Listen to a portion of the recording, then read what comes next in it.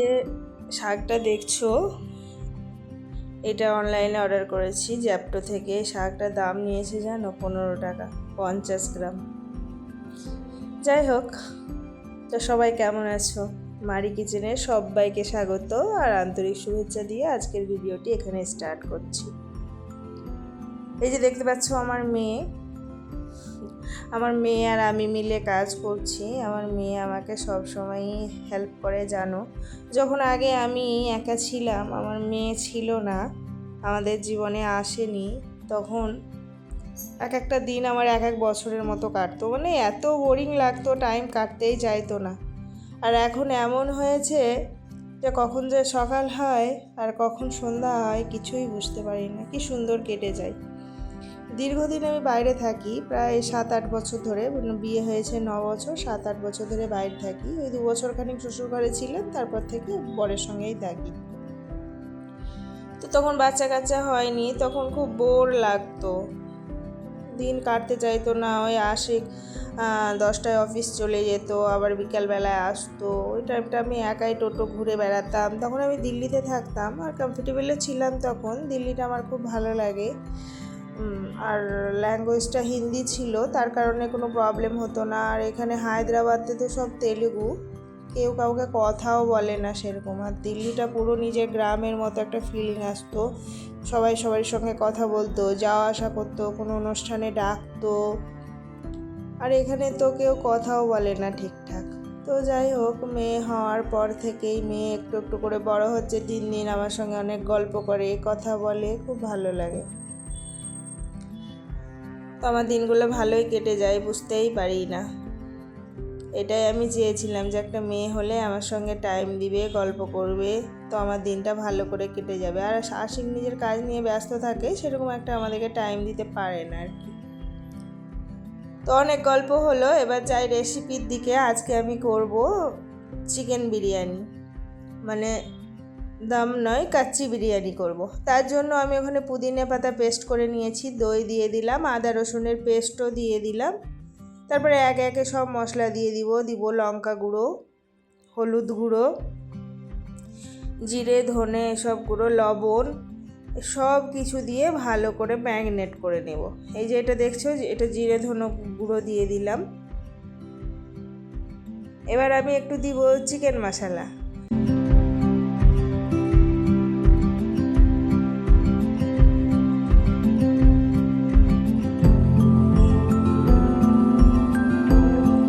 আর এটা বিরিয়ানি মশলাটা দিব, কারণ বিরিয়ানি মশলা জানো তো, বিরিয়ানি না হলে সেন্টটা আসবে না, ভালো লাগবে না। তো বিরিয়ানি মশলাটাও দিয়ে দিলাম।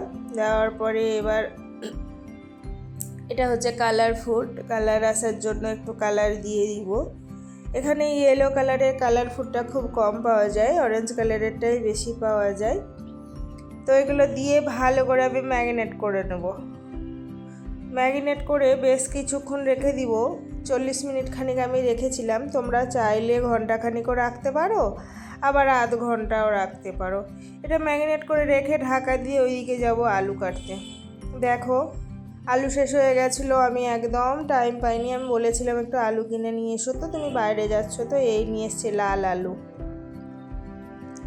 আলুগুলো এমনিতে ঠিক আছে, রান্না করার পরে শক্ত হয়ে যায়, তার জন্য ভালো লাগে না। একটা কাজ ঠিকঠাক করতে পারে না, সব কিছুতে আমাকে চাই।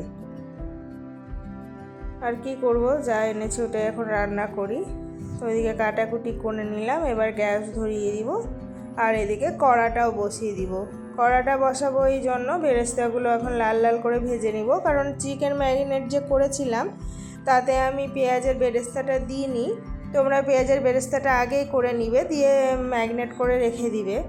দেখো বাইরের দিকে কি সুন্দর হাওয়া বইছে। হায়দ্রাবাদে না সব সময় এরকম হাওয়া বইতে থাকে গরমের দিনে, খুব ভালো লাগে। জানলা দিয়ে আমি রান্না করি, এত সুন্দর হাওয়া আসে না, মনটা যেন একদম জুড়িয়ে যায়, খুব ভালো লাগে। আর জানালাটাও অনেক বড়, আর হায়দ্রাবাদের এখানে প্লেসগুলোও অনেক বড় বড়। আমি যে রুমে থাকি সেই রুমগুলো তো অনেক বড় বড়।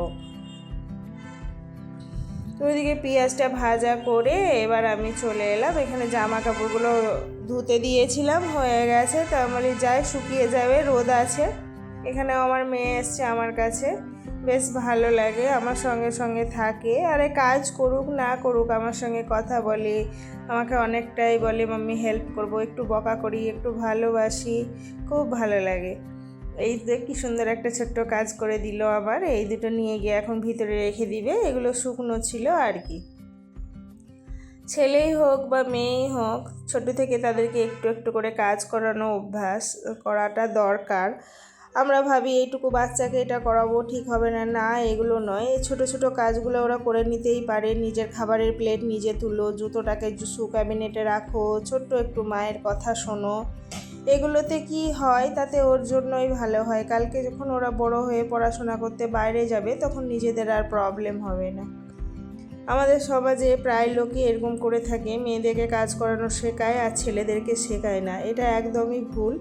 ছেলে মেয়ে সবাই সমান, সবারই সমান অধিকার এবং সবাইকে একই কালচারে পূর্ণ করা দরকার। তার জন্য ছেলেই হোক বা মেয়েই হোক একটু একটু করে কাজ করা শেখাবেন, যাতে সে নিজের কাজটা নিজে করতে পারে আর কি। তো জামা কাপড়গুলো আমার মেলা হয়ে গেছে। এদিকে বেরেস্তাটা বসিয়েই গেছিলাম আমি। দেখো অতগুলো জামা কাপড় মেলে নিয়েছি, তবু এখনও লাল হয়নি। তো বারবার নাড়াচাড়া দিয়ে নিব ভালো করে। তারপরে আবার আশিককে বললাম, যেগুলো উঁচু দিকে ছিল আমার তো হাত যাবে না, তুমি মেলে দাও। আবার ওখানে মেয়ে আছে, আবার জানলা দিয়ে উঁকি মারছে আর কি। তো পেঁয়াজগুলো দেখো বারবার এরকম করে নাড়াচাড়া করে দিবে, কারণ লাস্ট টাইমে যদি বারবার নাড়াচাড়া না করো না তাহলে কালো হয়ে যাবে। আর লাস্ট আমার কালো হয়ে গেছে, আমি লাল করতে পারিনি। দেখো কীরকম একটা কালো হয়ে গেছে। কালো হলে একদম ভালো লাগে না, দেখতে ভালো লাগে না, স্বাদটাও একটু পুরা পুরা লাগে। সবসময় এরকম গোল্ডেন কালার করার চেষ্টা করবে তোমরা। আমার শাশুড়ি মা খুব সুন্দর করে। আলুগুলোকে এইদিকে ভাজতে দিয়ে দিলাম। এই বেরেস্তাগুলোকে ভালো করে একদম কুচিয়ে নিব, একটু পর পড়বে কারণ তখন মুচমুচে হয়ে যাবে ভালো করে। তারপরে খানিকটা নিয়ে আলুগুলোকে এর ভিতরে মিক্সড করে দিব, করে দেওয়ার পরে খানিকটা বেরেস্তা নিয়ে ছড়িয়ে দিব এর ভিতরে। এই যে এবার এদিকে আমার এটা হয়ে গেছে, আবার ঢাকা দিয়ে রেখে দিয়ে এদিকে জল বসিয়ে দিব ভাতের জন্য। তাতে দিচ্ছি আমি কি দেখো, পুদিনা পাতা দিব, লবণ দিব, আর বিরিয়ানি মশলা সবাই গোটা দেয়, মুখে পরে বিরক্তি হয় বলে আমি দিই না, গুঁড়ো দিব। এতে ধনা পাতা দিয়ে দিব, একটা কাঁচা লঙ্কা দিয়ে দিয়েছি, আর হালকা পরিমাণে তেল দিয়ে দিব, দিয়ে ঢাকা দিয়ে দিব। কিছুক্ষণ পরে দেখে নেব, ওই 50% মতো সেদ্ধ হলে বাস দমে দিয়ে দিবে। আর আমি ওটা আরেকটা জায়গায়, এটা আমার বিরিয়ানি করার কড়া, আমি এই কড়াটাতেই বিরিয়ানি করি। তো কি কি দিচ্ছি দেখো, এদিকে চালগুলো সব দিয়ে দেওয়ার পরে এবার এখানে সেই জলটা ঘুলে রেখেছিলাম কালার ফুড দিয়ে, এটাতে দিয়েছিলাম দুধ, তারপরে কেওড়া জল, গোলাপ জল, এইসব মিক্সড করে ওটা দিলাম। তারপরে দিলাম বেরেস্তা ছিটিয়ে, তারপরে দিয়েছি হালকা একটু মিঠা আতর, তারপরে দিলাম তোমার ওই ঘি, তারপরে এখন দিচ্ছি বিরিয়ানি মশলা।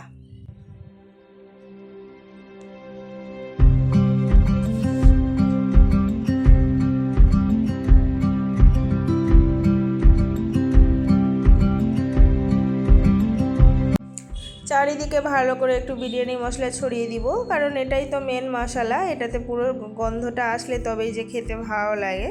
দিয়ে আমি ঢাকা দিয়ে দিব। তোমরা আটা দিয়ে কভার করবে, কারণ এটার সঙ্গে এই কভারটা এত সুন্দর একটু মেকআপ দেয় যে আমাকে কি আটা ফাটা দিতে হয় না, পুরো কভার করে যায়। তো আমার হয়ে গেছে প্রায় 1 ঘন্টা খানিক আমি রেখেছিলাম। এবার আমি ঢাকনা খুলে পরিবেশন করার পালা। সবাই খাবে, অপেক্ষা করছে আর কি, আমার মেয়ে আর বর। তো এটা খুলে নিই, দেখো কি সুন্দর হয়েছে, দারুণ সুন্দর হয়েছে। ক্যামেরায় কেমন লাগছে জানি না, কিন্তু খালি চোখে খুব সুন্দর হয়েছিল। এই যে